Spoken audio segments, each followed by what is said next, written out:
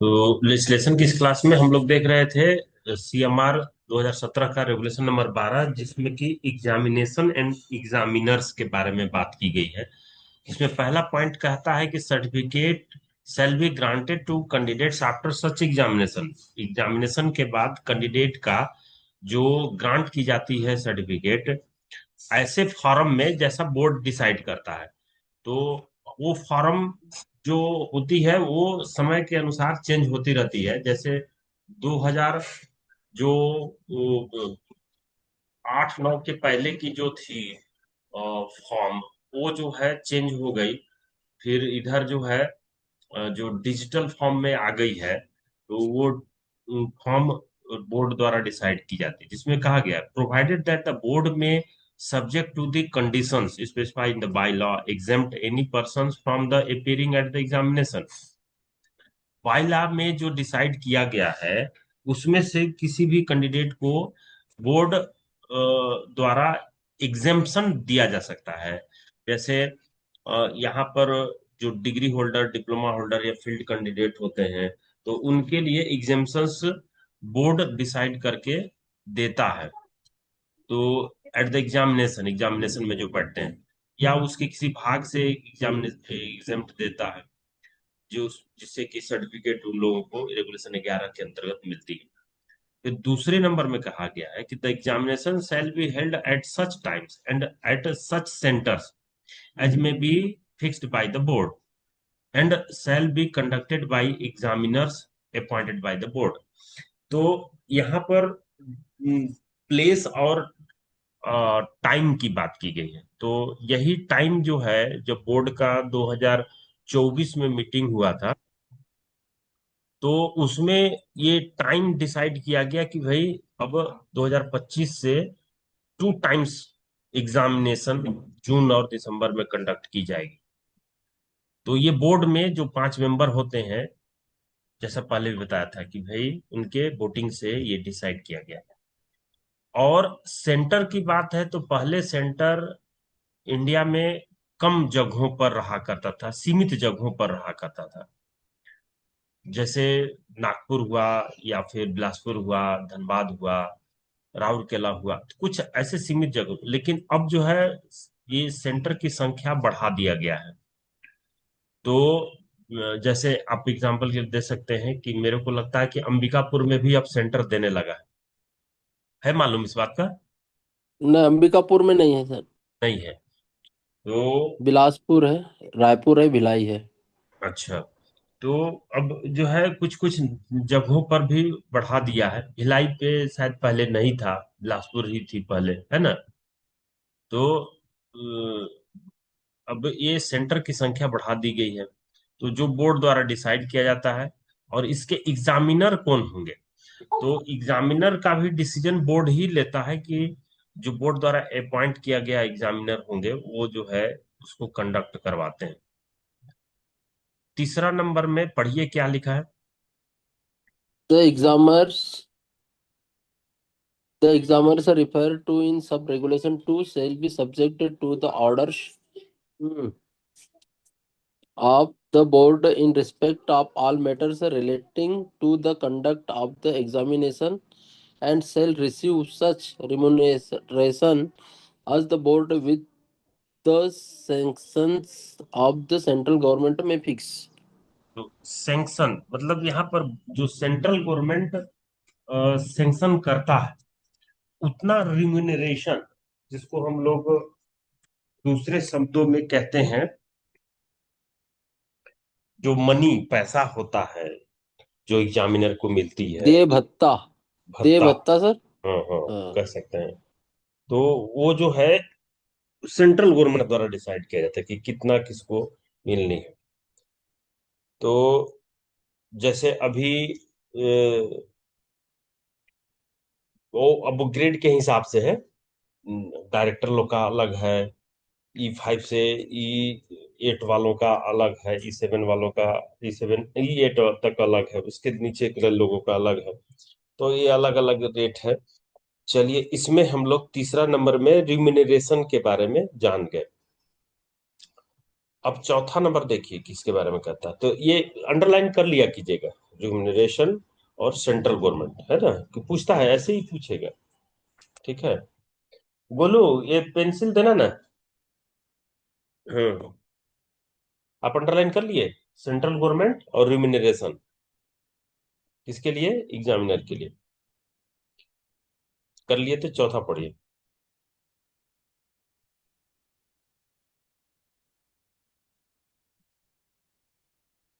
जी जी।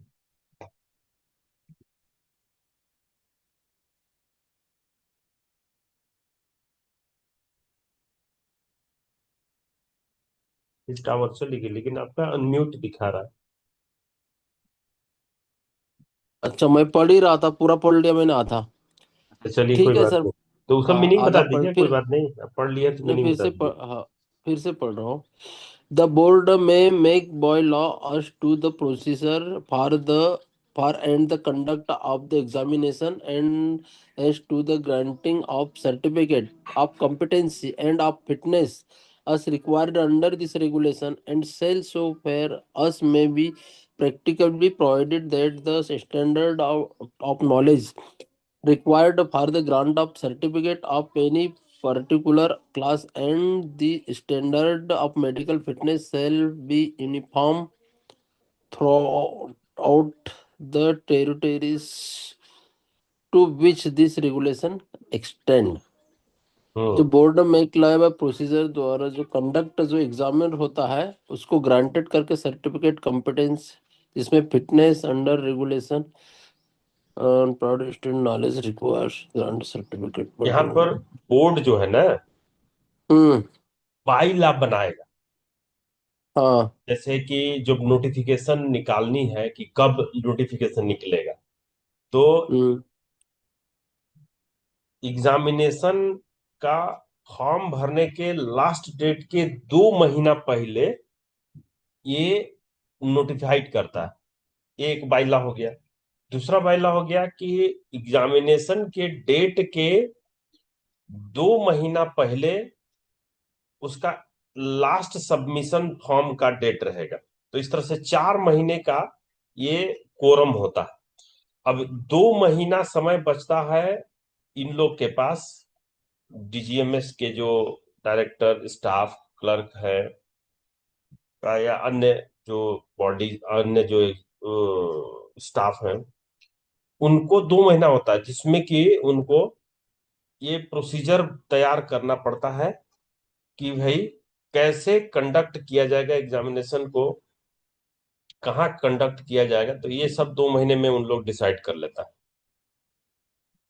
जिसमें सर्टिफिकेट की भी ग्रांटिंग करने की बात आती है कि उसी 2 महीना में, जैसे कि दिसंबर में हुआ, तो ये जनवरी और फरवरी 2 महीना होता है जिसमें उनको ये सब डिसाइड कर लेना रहता है कि जनवरी फरवरी, और इधर जो है जुलाई अगस्त में डिसाइड कर लेना रहता है। जून के बचा हुआ कुछ दिन और जुलाई अगस्त का कुछ दिन, तो ये 2 महीना में डिसाइड करना रहता है। क्या क्या डिसाइड करना रहता है, तो ये जो है प्रोसीजर, एग्जामिनेशन कंडक्ट करने का डेट, टाइम और प्लेस, और सर्टिफिकेट जो पिछला हुआ है उसको ग्रांटिंग करना, या फिर जो फिटनेस जिसको रिक्वायर्ड है इस रेगुलेशन के अनुसार, तो वो भी जो है किया जाता है। तो फिटनेस देखे हैं, रिन्यूअल कराने के लिए जरूरत पड़ता है सर्टिफिकेट को। हाँ हाँ हाँ हाँ। तो वो भी जो है उसमें डिसाइड किया जाता है। एंड सेल्फ फॉर एज में पे प्रैक्टिकेबल, जहां तक वो संभव होता है। तो जहां तक है कि पहले था 5 साल या 10 साल में उसको रिन्यू करना रहता था ना। अब तो रिन्यूअल वाला तो सिस्टम खत्म हो गया ना सर अब। खत्म हो गया है ना। जैसे हम्म। पीछे साइड अभी भी शायद दिया हुआ है, 1 नंबर, 2 नंबर, 3 नंबर करके, ऐसा हाँ, सर्टिफिकेट, 4 5 6 नंबर उसमें कॉलम दिए पीछे साइड सर्टिफिकेट के पीछे। है लेकिन ना। पहले रिन्यूअल मैंने भी किया है, और मैं सर्टिफिकेट किया है एक बार, 5 साल में करना पड़ता है। हम्म। लेकिन अब वो सिस्टम खत्म हो गया, अब रिन्यूअल करने की जरूरत नहीं बोले, ऐसा कुछ है। ना? हाँ, तो शायद मेरे को भी थोड़ा सा याद आ रहा है कि हाँ, बाइला में ये बात लिखी गई है कि भाई रिन्यूअल करने की जरूरत नहीं, क्योंकि माइंस में वो पीएमई होता ही है ना। और अगर अनफिट है तो कोई व्यक्ति अनफिट है अपने काम को परफॉर्म करने में, तो फिर वहां का डॉक्टर तो सर्टिफाई करता ही है ना। हम्म। या हम्म। फिर कॉलोनी का डॉक्टर हो या एरिया का डॉक्टर हो, या फिर जो है बोर्ड जो गठित की जाती है ना, कोई अनफिट होता है, जो अपीलेट मेडिकल बोर्ड होता है जिसको माइंस रूल में दी गई है, डीजीएमएस भी कंडक्ट कराता है। तो वो फिटनेस का जिसमें कि ये बात कही गई है, तो may be provided that the standard of knowledge required for the grant of certificate of may be particular class. तो वो पर्टिकुलर क्लास का या स्टैंडर्ड ऑफ मेडिकल फिटनेस का, कि मेडिकल फिटनेस की स्टैंडर्ड क्या रहेगी।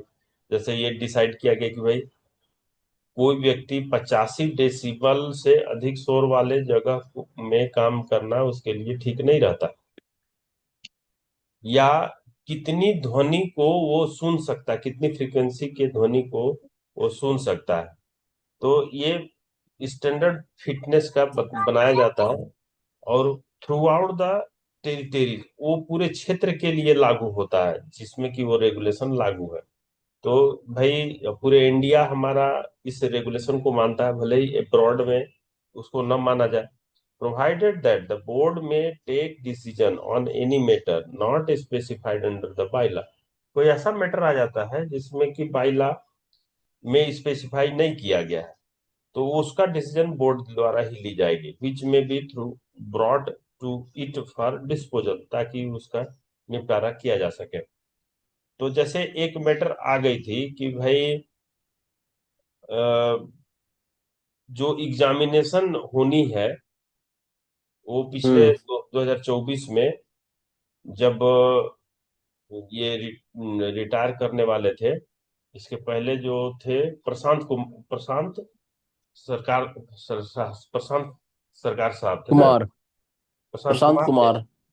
हाँ, अच्छा, अभी उत्पल साहब है प्रशांत। कुमार ही हाँ, थे, वो सरकार में प्रशांत था। कुमार ही थे ना, प्रशांत साहब थे। तो हम्म। वो रिटायर करने वाले थे, तो उसमें जो है ये चर्चा की जा रही थी कि भाई ये बाइला में तो नहीं है 2 बार एग्जामिनेशन लेने का, तो उसको कैसे संपन्न कराया जाए। तो आखिर बोर्ड का मीटिंग बुलाया गया कि ये चीज जो है 2 बार किया जा सकता है कि नहीं। तो फिर डिस्कस हुआ और कहा गया कि भाई पहले तो आप करते ही थे ना, 2015 के पहले जून में और दिसंबर में एग्जामिनेशन। एक भाई ओरल हम्म। के रूप में लेते थे, एक आप रिटन के रूप में। तो ओरल तो और जटिल था, उसमें सबको बुलाना करना रहता था, और इसमें तो आपको सबको बुलाना भी नहीं है, बस ये आपको हाँ। डायरेक्ट जो है सीबीटी टेस्ट के लिए कॉन्ट्रैक्ट दे देना है, और वहां पर आप एग्जामिनर डिसाइड कर लेते हैं, हो सकता है। तो अब ये रेगुलाइज हो गया है। तो इस तरीके का डिसीजन बोर्ड लेता है जो बाइलॉ में नहीं लिखी हुई है। ये बताया 4 नंबर में। अब आते हैं हम लोग सबमिशन ऑफ एप्लीकेशन, कि कोई एप्लीकेशन किस तरीके से सबमिट की जाएगी। पढ़िए 1 नंबर।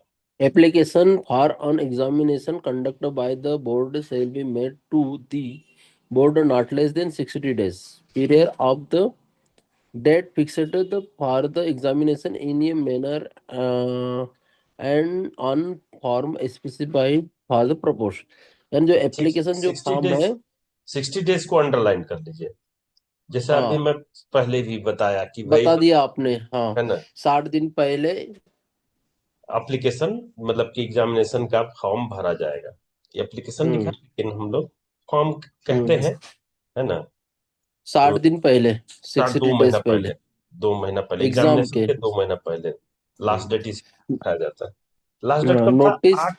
8 अक्टूबर था ना लास्ट डेट।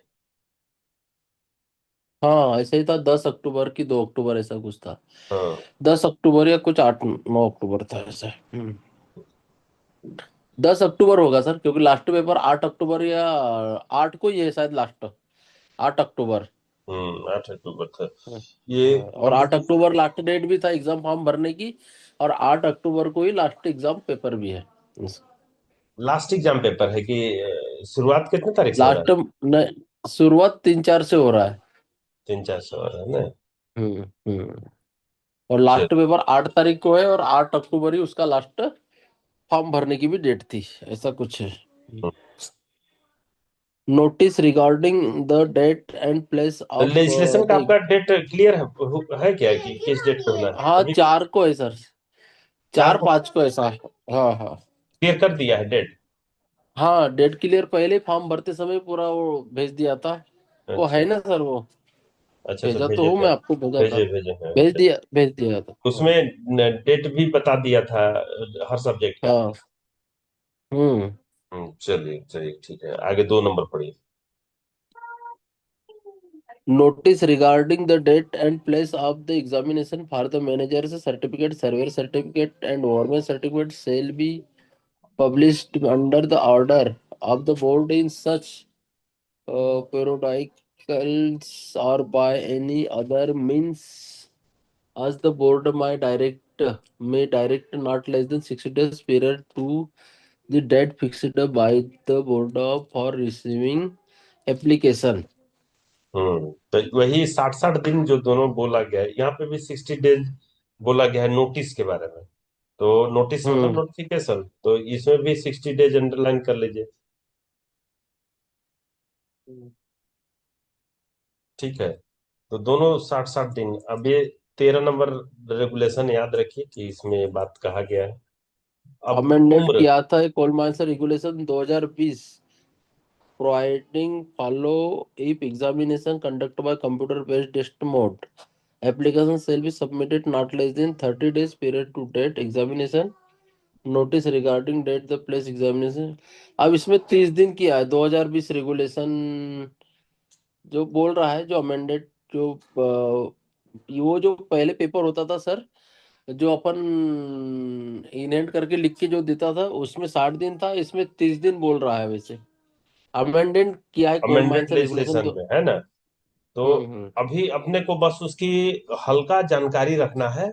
लेकिन अपने को जब तक वो सिक्स। राष्ट्रपति का साइन नहीं हो जाता, जिस दिन साइन होगा वो फिर उस दिन हमारा अपन अमेंडेड बोलेंगे 30। लेजिस्लेशन नहीं हम्म। कहलाएगा, फिर वो जो है हम्म। वो हमारा। 60 दिन ही है वैसे। हाँ, अभी 60 दिन ही मानना है, बस जानकारी रखना है कि उसमें 30 दिन करने के लिए बोला गया है ना? हम्म। चलिए। Regulation 14, age limit 14। And general qualification of candidate. No person shall be admit as a candidate at any examination held by the board unless he is 20 year of age। यानी अंडरलाइन कर दो। No person admit, किसी person को admit card या candidate exam में नहीं बैठ सकता जिसका 20 साल उम्र नहीं ना हो। हुआ। नहीं सर। हाँ, नो 20 साल। Person shall be admit as candidate at any examination for a manager certificate, surveyor certificate, overman certificate, sardar certificate, unless to hold a valid first aid certificate, test is on ambulance association India or any other equivalent standard as may be specified by the chief inspector। यानी को जिस व्यक्ति के पास ये certificate नहीं है। First aid certificate Saint हाँ। Johns या एम्बुलेंस मैंने, का नहीं यानी है। मैनेजर सर्वेयर ओवरमैन और सरदार के सर्टिफिकेट, सरदार के एग्जाम में ये लोग नहीं बैठ सकते जिनके पास फर्स्ट एड सर्टिफिकेट नहीं है, या उसके इक्विवेलेंट नहीं है, जो चीफ इंस्पेक्टर द्वारा परमि जो स्पेसिफाई स्पेसिफाई स्पेसिफाई किया हो। Hmm, every application for any examination as aforesaid shall be accompanied एक by। कॉम्पेंड मतलब संलग्न किया जाएगा। एप्लीकेशन के साथ क्या क्या संलग्न किया जाएगा? तो इसमें तो सर वो 10th का सर्टिफिकेट मान के चलो, हायर हाई, वो a certificate age of age very. Verification, पहला एज हाँ, वेरिफिकेशन का। अब एज वेरिफिकेशन के लिए आप क्या लगाते हैं? 10th का मार्कशीट या तो 12th तक। हाँ, हायर सेकेंडरी या फिर उसके इक्विवेलेंट जो है ना?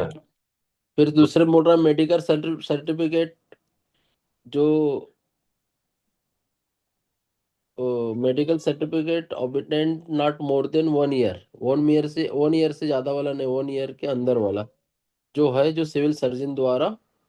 अभी एक जो है फोन किया था, फोन क्या किया था, अ, आया था पूछने, माइनिंग हम्म सरदार है ना, हम्म हम्म लेकिन बीटेक होल्डर है। हम्म तो मैं कहा कि फर्स्ट क्लास का एग्जाम दिए हम्म तो बोला कि सर भरे तो इस बार नहीं, तो हम्म भर देना चाहिए था। हम्म तो फिर बोला कि सर मेरा मेडिकल सर्टिफिकेट के बारे में ही बोल रहा था कि मेडिकल सर्टिफिकेट के बारे में बोल रहा था कि 3 महीना हुआ है, 3 महीना वाला चलेगा? तो मैं कहा कि 6 महीना तक तो चलता है मेडिकल सर्टिफिकेट। लेकिन अब मेरे दिमाग में ये नहीं था कि 1 ईयर से अधिक पुराना नहीं होना चाहिए, है ना, मेडिकल सर्टिफिकेट। चलिए पढ़िए। तो 1 ईयर यहाँ अंडरलाइन कर दीजिएगा, है ना। फिर आपकी आवाज आवाज साइलेंट हो गई। तो आप पढ़ रहे थे कि medical certificate obtained not more than 1 year prior to the date of his application और from a qualified medical practitioner not below the rank of civil assistant surgeon or from the certifying surgeon or from a medical practitioner holding at least a degree in bachelor of medicine, यानी कि bachelor of medicine and bachelor of surgery, ये जो MBBS का full form है। ये MBBS गलत कहा गया है, एक तरह से कहा जाए इसको होना चाहिए हम लोग के हिंदी मीडियम के अनुसार बी एम बी एस, बीएमबीएस होना चाहिए, तब उसको पढ़ते हैं हम लोग bachelor of medicine, bachelor of surgery. तो बीएमबीएस हम लोग बोला करेंगे, क्यों नहीं बोला करें।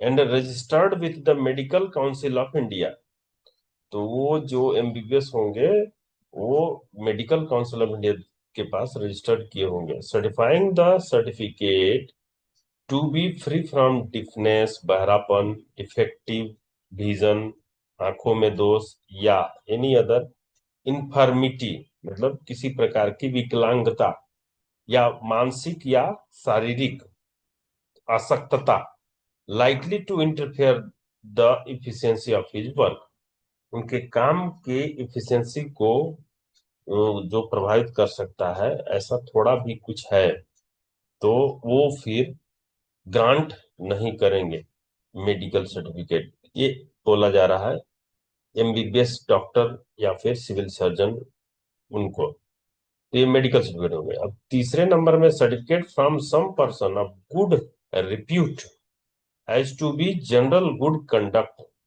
And sobriety of the candidate, तो जो कैंडिडेट होंगे अपना कैरेक्टर सर्टिफिकेट जिसको हम लोग कहते हैं, तो इसमें 3 चीज संलग्न करना है, एज सर्टिफिकेट, मेडिकल सर्टिफिकेट और तीसरा जो है कैरेक्टर सर्टिफिकेट। लेकिन इसमें एक्सपीरियंस जो है नहीं लिखा है। अच्छा आगे लिखा है क्या, no person shall be admitted as a candidate to any examination of manager certificate, surveyor certificate, overman, sirdar unless he has passed the senior secondary school examination or intermediate examination or its equivalent from a recognized board or university or passed a diploma or degree in engineering equivalent qualification approved in the behalf of the central government and the engine driver certificate unless he is satisfied the board that is the literate। तो यहाँ पर जो engine driver को literate होना जरूरी है। अच्छा बाकी लोग को 12th तक पास होना जरूरी है, तब वो बाकी एग्जामिनेशन में, तो ये आप थोड़ा सा अंडरलाइन जरूर इसमें कर लीजिएगा कि इंजन ड्राइवर सर्टिफिकेट के लिए कितनी क्वालिफिकेशन होना जरूरी है। तो बस आप यहाँ अंडरलाइन करना है इंजन ड्राइवर सर्टिफिकेट और ए लिटरेट, LITERATE, ये आपके ऑप्शन में दिया रहेगा। आपके हाँ। नहीं तो सेकंड क्लास में जरूर देगा। तो ऐसे प्रश्न पूछे जाते हैं, हिटिंग वर्ड के रूप में आप इसको हाईलाइट कर लीजिए। अच्छा, पांचवा नंबर पढ़िए आप। नो पर्सन, वही ना सर, नो पर्सन, हम्म।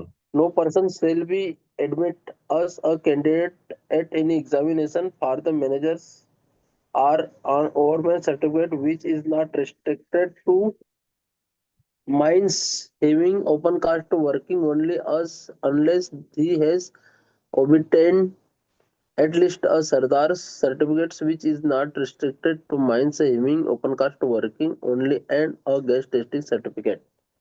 अब वही गौरव नाम है उस लड़के का, वो हम्म। WCL से ही ट्रांसफर होकर के आया, उमरेड एरिया से। हाँ। अब किस कारण से ट्रांसफर कराया है, तो उसको अभी जो है कॉन्ट्रैक्टर का जो ट्रेनिंग है सेफ्टी ऑफिसर के अंदर में है, और वो जो है आता है अपने पास, तो कॉन्ट्रैक्टर के ट्रेनिंग का रिकॉर्ड को मेंटेन करता है। तो यहाँ पर हम्म। उसके लिए ये बात कही गई, क्या कहा गया है कि हम्म।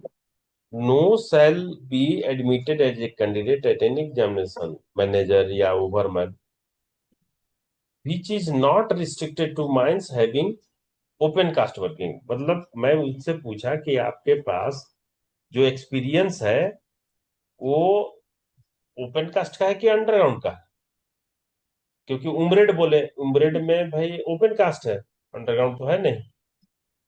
हम्म। तो फिर जो है वो बोले कि सर अंडरग्राउंड का है। मैं कहा कि अंडरग्राउंड का है, तो फिर हम्म। बोला कि कहाँ, तो नाम बताया कि मैं इसके पहले आया था तो मैं वहां पे था। तो हम्म। भाई उसके पास not restricted to mines hmm. Open cast working का वो नहीं है, उसके पास अंडरग्राउंड का है एक्सपीरियंस, बोला कि एक्सपीरियंस है, unless hmm. He has obtained at least Sardar certificate. अब उसके पास सरदार सर्टिफिकेट है, बीटेक किया है, लेकिन सरदार सर्टिफिकेट भी है, तो हम्म। वो जो है क्या ओवरमैन में भी बैठ सकता है और मैनेजर के एग्जामिनेशन में भी बैठ सकता है। ओवरमैन में तो बैठेगा नहीं, बीटेक कर चुका है तो। हम्म। अब सरदार सर्टिफिकेट है तो वो जो है डायरेक्ट भी बैठ सकता है, किसमें? मैनेजर वाले सर्टिफिकेट इसमें बैठ सकता है, लेकिन उसके पास अंडरग्राउंड का चाहिए ना सर सर्टिफिकेट, अगर कोल के लिए बैठेगा तो। हाँ, नहीं कोल, ओपन कास्ट कोल से रिलेशन नहीं है यहाँ पर। हम्म। कोल तो अपना ओपन कास्ट और अंडरग्राउंड दोनों से निकलता है, लेकिन ये रिस्ट्रिक्शन जरूरी है कि उसके पास कम से कम सरदार सर्टिफिकेट होना चाहिए, तब वो अच्छा। मैनेजर या ओवरमैन के एग्जामिनेशन में बैठ पाएगा। अब क्या है ना बीटेक सर, वाला लड़का भी। हाँ बीटेक वाला लड़का, अच्छा। बीटेक वाला लड़का के लिए सरदार जरूरी नहीं है, बीटेक वाला के लिए हम्म। तो वो एक्सपीरियंस जरूरी है। हम्म। बीटेक वाला के लिए थर्ड क्लास के लिए। हाँ, बीटेक वाला के लिए एक्सपीरियंस जरूरी है, चाहे वो सेकंड क्लास गेन करना हो या फिर फर्स्ट क्लास गेन करना हो, हाँ। तो एक्सपीरियंस जरूरी है। लेकिन वो एक ही स्पेशल केस हुआ ना कि भाई सरदार से मेरे बीटेक कर चुका है, तो अब हम्म। बीटेक किया है तो उसको जो है एग्जामिनेशन में फर्स्ट क्लास का बैठ सकता हम्म। है ना।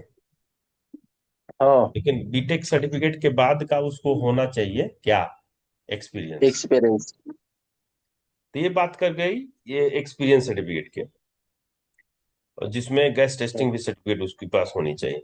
अब बी नंबर में कहता, तो यहीं पर मैं खोज रहा था कि भाई एक्सपीरियंस तो नहीं दिया है रोमन लेटर में, एक कॉम्पेंड जो करनी है, जैसे कि इसमें लिख दिया गया था कि भाई एक कॉम्पेंड मतलब संलग्न करनी है।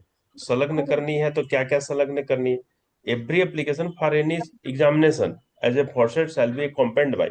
तो एप्लीकेशन के साथ हम लोग एज सर्टिफिकेट एक हो गया, एक दूसरा मेडिकल सर्टिफिकेट हो गया, और तीसरा जो है कैरेक्टर सर्टिफिकेट हो गया। हाँ। लेकिन हमको तो इसके साथ एक कॉम्पेंड भी करनी पड़ती है ना, क्या चीज का? क्या? Experience certificate. हाँ। और 12th वाला सर्टिफिकेट भी संलग्न करते हैं ना? नहीं, अगर आपके पास 10th और डिप्लोमा है तो हो गया। हाँ, नहीं तो फिर डिप्लोमा अगर का आपके पास क्वालिफिकेशन सर्टिफिकेट, मतलब कहा जाए हाँ, अगर मान क्वालिफिकेशन लो, सर्टिफिकेट, हाँ हाँ, चाहे अगर 10th हो आपके 10th पास, हो, जो भी है। हम्म चौथा हम्म नंबर में क्वालिफिकेशन सर्टिफिकेट हो गया, तो वो हम्म भी संलग्न करते हैं। और पांचवा नंबर में एक्सपीरियंस सर्टिफिकेट, जिसको मैं ये खोज रहा था कि भाई तीने में पूरा कर दिया, तो इस तरह से ये हम्म पांचवा का ये में एक्सपीरियंस सर्टिफिकेट की बताया। अब इसी में बोलता है, no person shall be admitted a candidate at an examination of manager certificate और overall certificate restricted to minds having open caste only unless he has a obtained at least a Sardar certificate. तो वो ये restricted वालों के लिए बोला जा रहा है ना, हम्म जिसमें गैस टेस्टिंग की जरूरत नहीं पड़ती, तो केवल सरदार सर्टिफिकेट रहेगा तो चल जाएगा। Provided that the board may, subject to any to the conditions specified by the bylaw, exempt any person from the stipulation of the above sub regulation। अब यहाँ पर बोर्ड जो है को छूट दे दिया गया है कि भाई वो बाईला में जो बनाया गया है उसके अलावा उसको छूट किसी कैंडिडेट को लेनी है किसी कंडीशन में, तो वो जो है दिया जाएगा कि नहीं दिया जाएगा। जैसे कि एक प्रणव निराला करके अपने यहाँ कैंडिडेट है, पहले जनरल मजदूर में 2005 6 में जो है वो हुआ था। तो वो जो है क्या किया, वो एएमआई होता है ना, एएमआई का फॉर्म भरा, हाँ और हम लोग के साथ ही भरा था। उसके बाद जो है वो क्या किया कि अ, बीच में छोड़ दिया था, और हम्म सरदार एग्जामिनेशन भी निकाला, और बीच में छोड़ करके सरदार एग्जामिनेशन, फिर ये जो 2015 के बाद शायद बंद हुआ ना एमआई वाला, तो हम्म वो जो है दो पेपर पहले निकाल चुका था कि क्या किया था, तो फिर वो इन लोग 5 7 आदमी मिल करके इसका जो वो केस कर दिया है ना, हाँ हम्म केस कर दिया है। एक दिन आकर के बता रहा था, तो केस कर दिया हम्म है, तो ये चल रहा है केस इसका लंबा पेंडिंग में। हम्म। ये जो है ऐसे लोग एग्जाम्प्ट लेना चाह रहे थे अपने एग्जामिनेशन में कि भाई हम लोग बीटेक कर रहे हैं, तो हमको पेपर में छूट दिया जाए, ये सब पेपर हम लोग निकाल चुके हैं, तो ऐसा कुछ था अच्छा। उसका। हम्म। हम्म।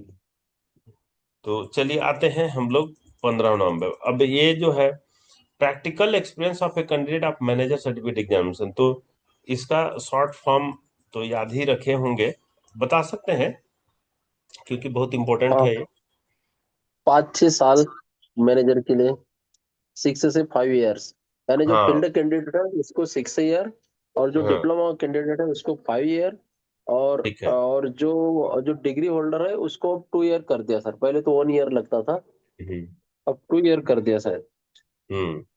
तो यहीं पर ये जो है डिप्लोमा के लिए, डिप्लोमा के लिए सर 5 ईयर, और फील्ड कैंडिडेट के लिए 6 ईयर, और डिग्री होल्डर के लिए 2 ईयर, फर्स्ट क्लास फर्स्ट के लिए। क्लास के लिए हो गया, और सेकंड क्लास के लिए। सेकंड क्लास के लिए 5 ईयर फील्ड कैंडिडेट, हम्म। और 4 ईयर सेकंड क्लास के लिए। सेकंड क्लास के लिए ही अ, पूछा जा रहा है, फील्ड कैंडिडेट, डिप्लोमा कैंडिडेट और बीटेक। तो डिप्लोमा के लिए सर 4 साल लगता है ना सर, सेकंड क्लास के लिए, हम्म और फील्ड के लिए 5 साल। और बीटेक वालों फील्ड के के लिए लिए। 5 साल। बीटेक वाले तो उसको एक्सपीरियंस से लगाएगा और उसको मिल जाएगा लगता है। हाँ, तो वही यहाँ पर प्रैक्टिकल एक्सपीरियंस जो है चाहिए, तो सेकंड क्लास के लिए कितना साल उसको का है? 1 साल लगता होगा सर, एक एक साल, साल एक लगता होगा साल, सेकंड। एक साल, वही पीजीपीटी जो होता है। पीजीपीटी, और अपनों को गवर्नमेंट के लिए पीडीपीटी। हम्म। तो अब चलिए इसी को कंफर्म करते हैं हम लोग, है तो सही। 5 6 और 1, 5 6 1, नहीं नहीं, 5 6 5 2। 6 5 2। ये 2 ईयर किया है ना सर अभी। बीटेक वालों के लिए। हाँ, पहले 1 साल ही लगता था, हाँ लेकिन अब हाँ, 2 ईयर पाँच किया है छः दो, लगता है। 5 6 2 है ना। हम्म। 5 6 2। हम्म। और फिर सेकंड क्लास के लिए 6 5 2 पाँच हो गया, चार फर्स्ट क्लास के लिए 5 4 1 है ना। अच्छा चलिए हाँ, इसको पाँच छः। कंफर्म करते हैं। No person shall be admitted as a candidate at any examination of a first class या second class manager certificate that other than an exchange certificate to which the provisions of regulation 21 apply unless the board is satisfied that he has had a practical experience in coal mines as prescribed under the sub-regulation 2 for a period of not less than 6 and 5 year respectively। तो अब 6 year first class के लिए और second class के लिए 5 year, है ना। तो ये ऐसा तो है। फील्ड कैंडिडेट के लिए। यानी अच्छा से ये फील्ड कैंडिडेट के लिए है ना सर ये? हाँ, अब स्पेशल दे देगा, बाकी डिप्लोमा और बीटेक वालों के लिए अगले लाइन में देखेगा, प्रोवाइडेड डेट में बताएगा। तो ये फील्ड कैंडिडेट हाँ। के लिए हो गया कि 6 साल हाँ, लगेगा फर्स्ट क्लास और 5 साल लगेगा सेकंड सेकंड क्लास के क्लास। लिए। ये फील्ड के लिए हम्म। बता रहा है। अब provided hmm. That a candidate who has received a diploma in mining या माइनिंग इंजीनियरिंग या other equivalent qualification approved in the behalf of the central government such period of the experience shall be reduced to 5 and 4 year respectively. तो diploma के लिए आप ठीक है बोले कि भाई ये जो एक्सपीरियंस हो जाए डिप्लोमा वालों के लिए, फर्स्ट क्लास के लिए चाहिए तो 5 साल, और सेकंड क्लास के लिए चाहिए तो 4 साल, फर्स्ट है ना। क्लास के लिए 5 साल और 5 साल, सेकंड क्लास के लिए 4 साल। 4 साल। नहीं नहीं, ये जो फील्ड कैंडिडेट के लिए फील्ड 6 और 5। कैंडिडेट के लिए सर 6 और 5। हाँ, 6 और 5। फर्स्ट क्लास और second. First second class class के लिए 6 साल और सेकंड क्लास के लिए 5 साल फील्ड पाँच के साल लिए। हाँ, और डिप्लोमा वाले के लिए फर्स्ट क्लास के लिए 5 साल और 5 सेकंड क्लास के लिए 4 साल। 4 साल हाँ। ठीक। अब आगे। ये अब इसमें जो बी नंबर कहता है कि who has passed a degree in mining engineering या other equivalent qualification approved in the behalf of the central government such period shall be reduce to 2 year for first class manager certificate. तो ये जो है 2 साल first class के लिए जो BTech किया हुआ है, 2 साल एक्सपीरियंस की जरूरत पड़ेगी। तो आप इसका तो बताया ही थे पहले कि 2 साल कर दिया गया। और जो बीटेक होल्डर होता है वो सेकंड क्लास लेना चाहता है तो 1 साल का उसको पीडीपीटी करना ही पीजीपीटी। पड़ता है, पीजीपीटी करना ही पड़ता है। तो अच्छा। अब ये जो टर्म है जिसको शॉर्ट फॉर्म में छह, एक कैटेगरी में आप इधर फर्स्ट क्लास लिख दीजिए, इधर सेकंड क्लास लिख दीजिए, अपने इसी के बगल में, इतना लंबा पढ़ने की जरूरत नहीं है कभी भी कंफ्यूजन। तो फर्स्ट यहाँ लिख दीजिए, हाँ, यहाँ सेकंड लिख दीजिए, और फर्स्ट के नीचे लिख दीजिए इधर 6, सेकंड के नीचे 5, बगल में लिख दीजिए एफ, एफ मतलब फील्ड कैंडिडेट। फिर जो है लिख दीजिए 5 4, फिर लिख दीजिए बगल में डी, डी मतलब डिप्लोमा।